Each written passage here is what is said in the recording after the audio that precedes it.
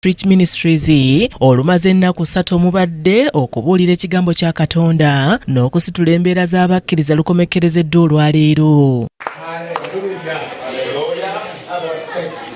Luno lukomekkerezeddwa n'okutikkira abasumba abawera abamaze emisomo gyabwe mu buweereza.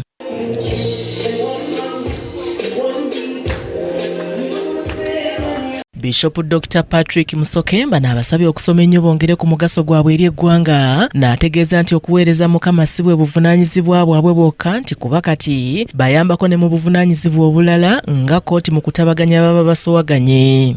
Nya abasumba ababanguliddwa kisuuliddwa nti nno ba mugaso mu ngeri eyo era ebitongole bibanoonya balina emirimu egy'enjawulo mu department eya resource management n'ebirala mu kutumbula production and efficiency ez'abakozi. Ate era ne mu kooti kisuuliddwa nti emisango egiremeddwa kooti nga bagambye abantu nti bagisote bategeeragane ebweru wa kooti ne weebuuza nti abantu balemererwa okutegeeragana ne bajja mu kooti ate kooti eremereddwa okubataasa. Era kisuuliddwa nti abasumba batendekeddwa kubanga the best counseling is the Christian counsel basobola okuyamba kooti okutabaganya abantu bano. Apostle Godwin Ololi okuva e Liberia asabye abakkiriza n'abateekeddwa okumanya ng'ekifo ekituufu balina okusangibwa kiyambeko ababeetaaga okubafuna n'abakuutira okugabananga ku bye bafunye eri ababyetaaga. Toleeta bujeemu mu mulimu gwa Katonda. Ekyokusatu, tolwanyisa balwanyi banno.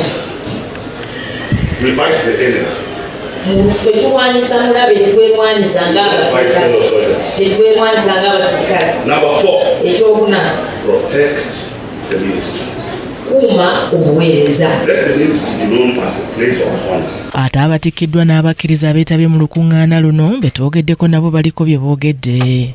Tulira enjiri naddala eri kati abavubuka okulaba nga tuyimusa abavubuka abali mu kubula bavubuka bangi abenyigidde mu bikolwa ebitasaana bikolwa nga beetaaga enjiri okubeera okufuuka ekitangaala. Abasomesa batusomesezza mu lukuŋŋaana luno nti Katonda akonektinga ng'ate era wepositioninze mu kifo ekituufu ekyawandibwa bakizze mu Zabbuli ekigamba nti onoosimbibwa mu nnyumba ya Mukama. Kyambadde Shadrack Joshua yakusakidde eggulire lino ku Rocket TV amalindirire.